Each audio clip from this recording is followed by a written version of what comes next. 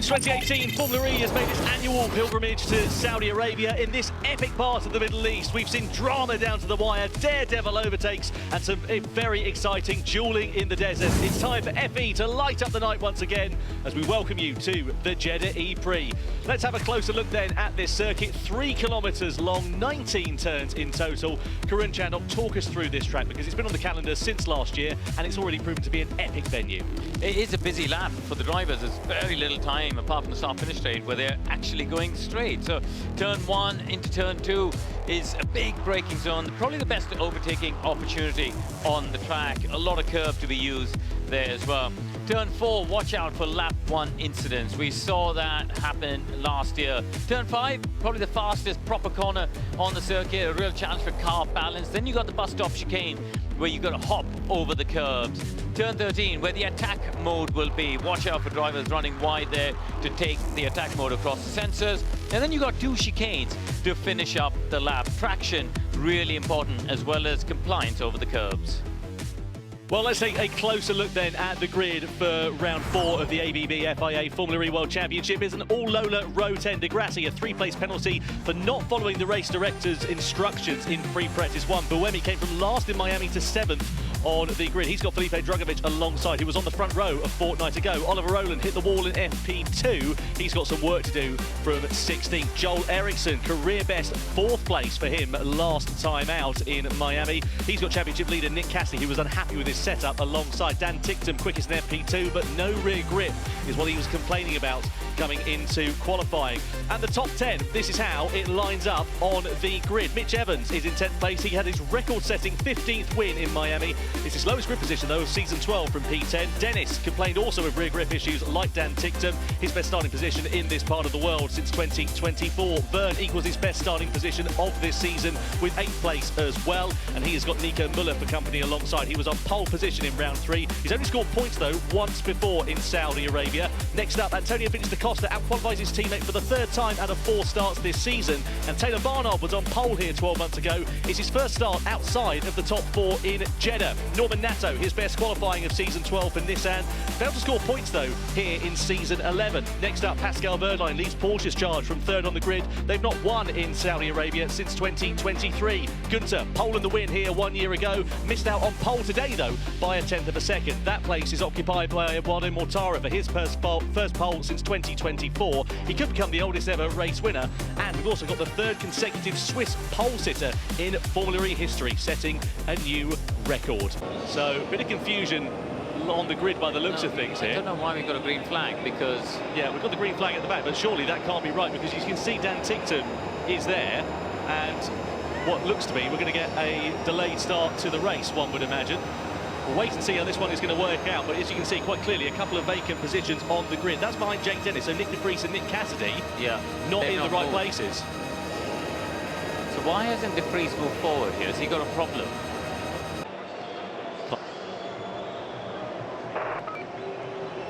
So let's try an isolation. So they're trying to cycle it through and see if they can figure it out. But the problem is here, he's going to be wheeled off of the grid, Nick de Vries, and that's a big shame for him. Qualifying didn't go his way, didn't make it into the dual stages, unlike his teammate, of course, who's on pole position, and now looks like he's in severe doubt for starting this E-Prix today.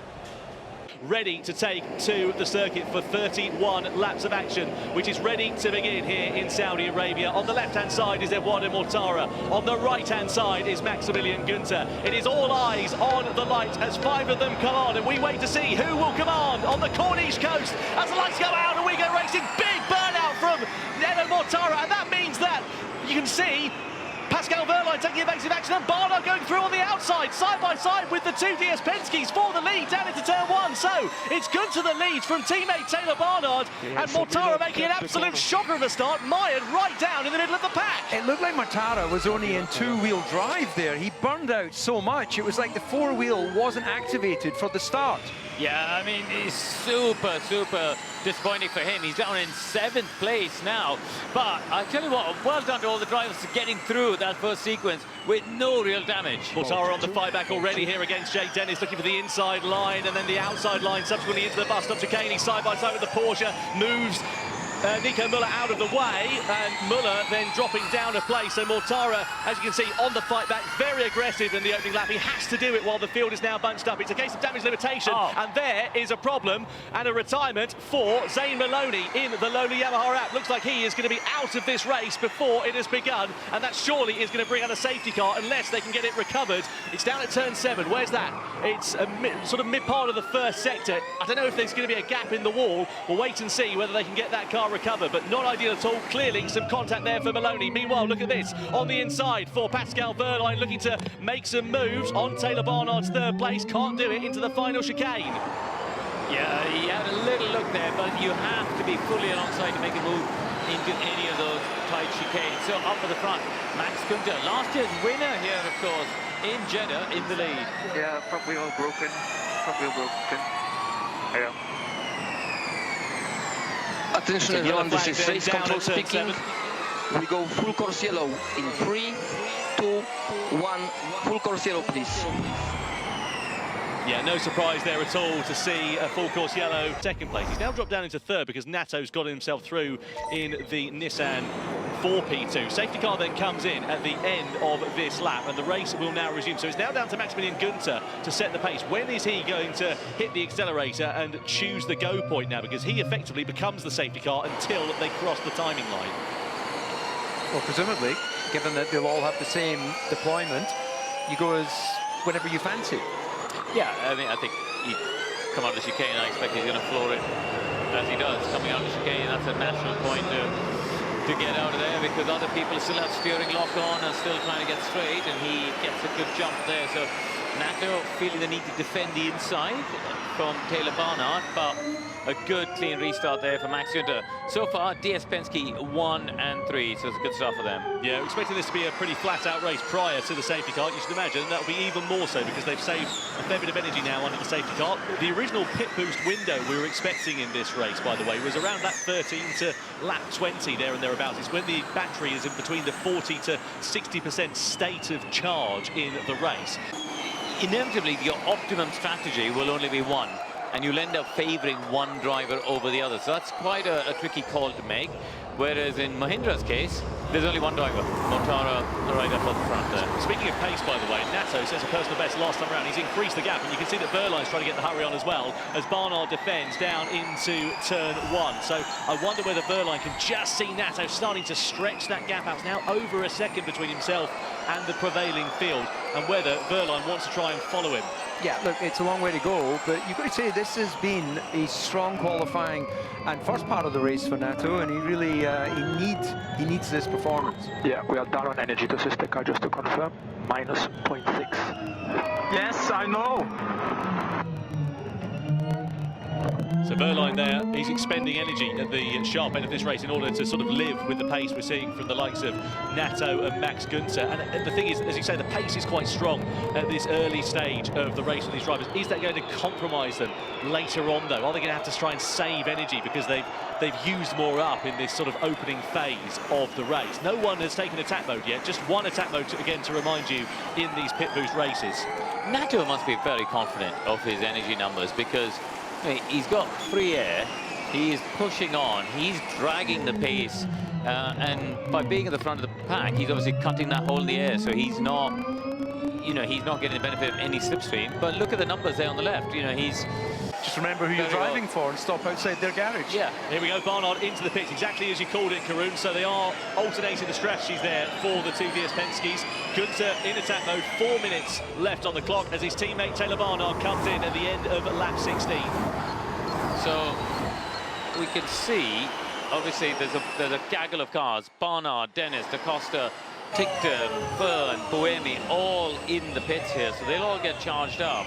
And let's see where they come out relative to Oliver Rowland, who's gone a lap earlier, but has Rowland... Well, let's keep an eye on Rowland, because he's coming to turn 13. Is he going to go for attack? Yeah, he's coming to turn 13 now. Yeah, Rowland was the pit boost leader, as you can see on the bottom left-hand corner of your screen, so keep an eye out for him later on.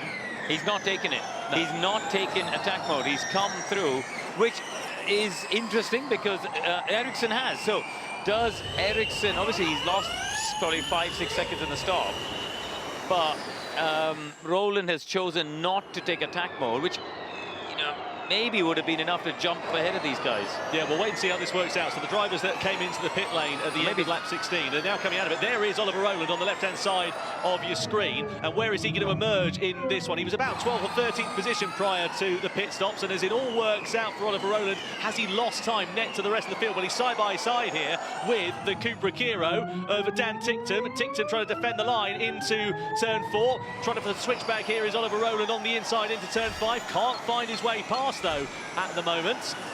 So Wehrlein, where does he come out, Tom? That's the question, isn't it? So the leader, the pit boost leader, is Taylor Barnard.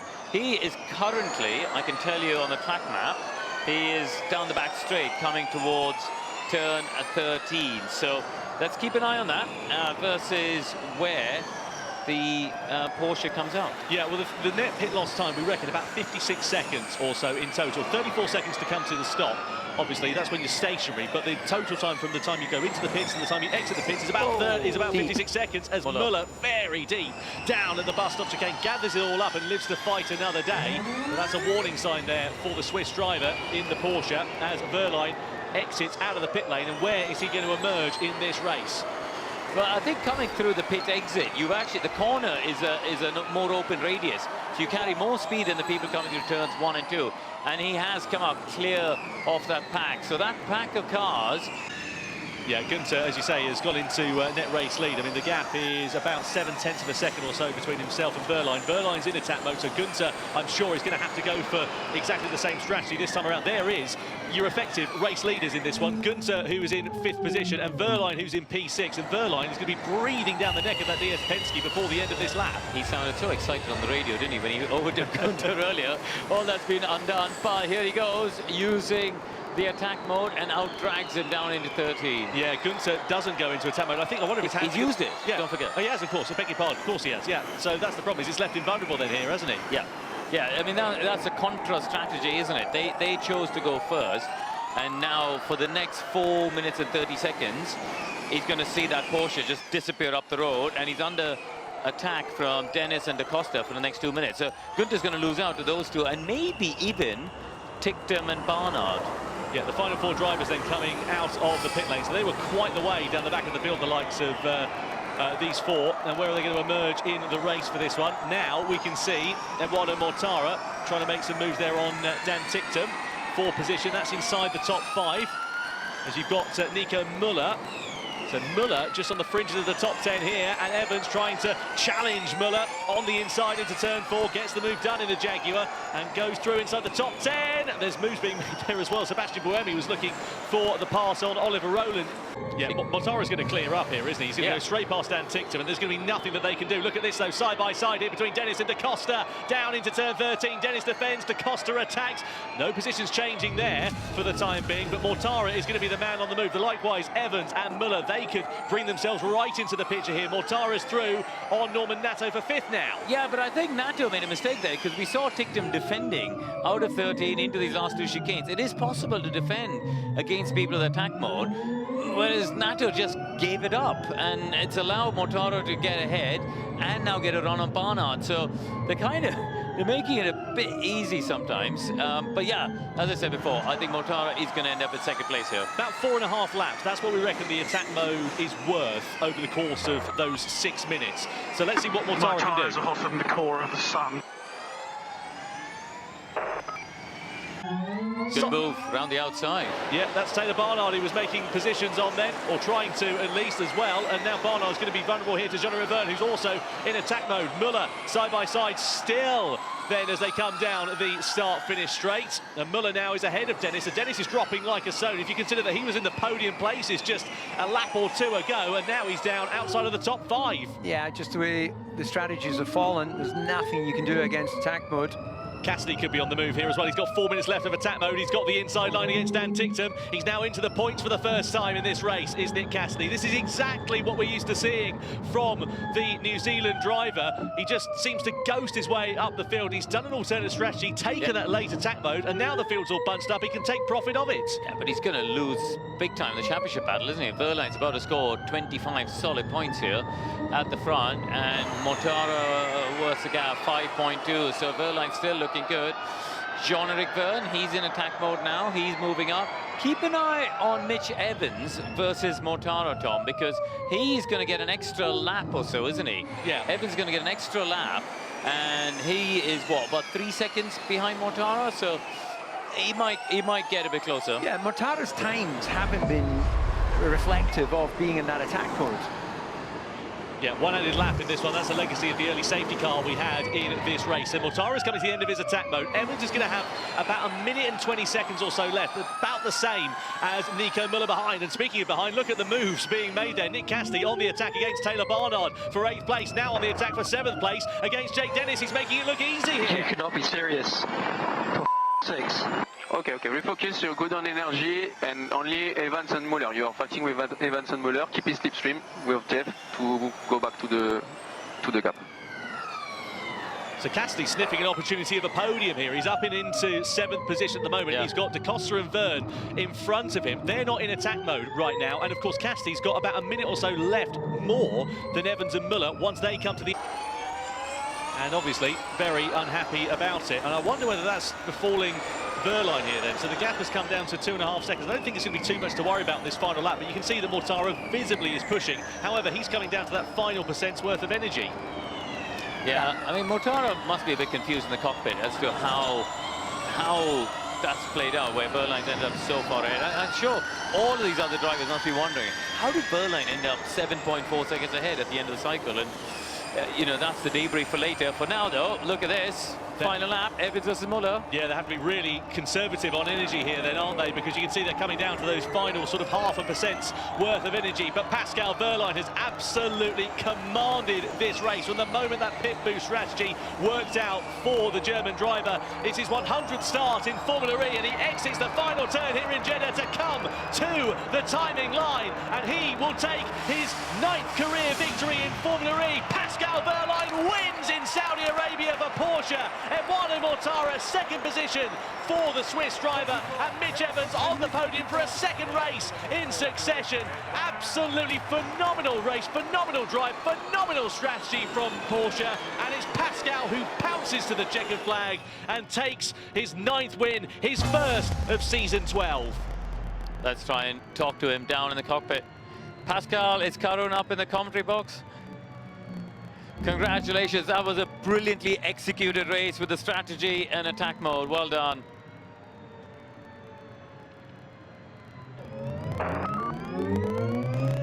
Yeah, thank you very much. This was It was a very nice race. Wish it came earlier this year. I feel like we had the potential, but it was not coming together. Today everything was coming together, and thanks to the team. Especially grateful that we found something on the car in Miami. And well, 32 laps comes to an end with Pascal Wehrlein on his 100th start, taking his 9th career win in Formula E.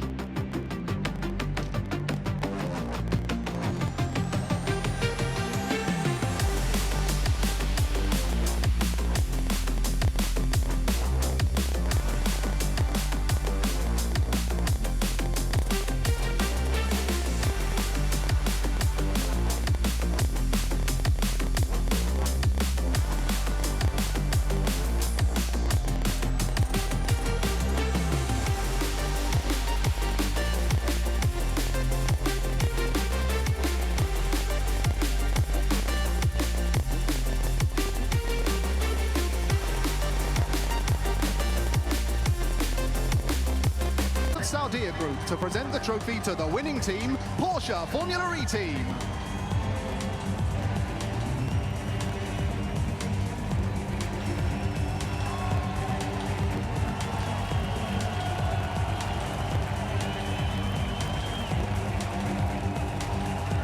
And now, please welcome Perfect Carlo Pascal Buttaggi, for Porsche CEO here and in founder Jeddah, of CBS, takes his to 9th present the career trophy to the victory third-place driver, under the lights Mitch on the Cornish Evans. coastline.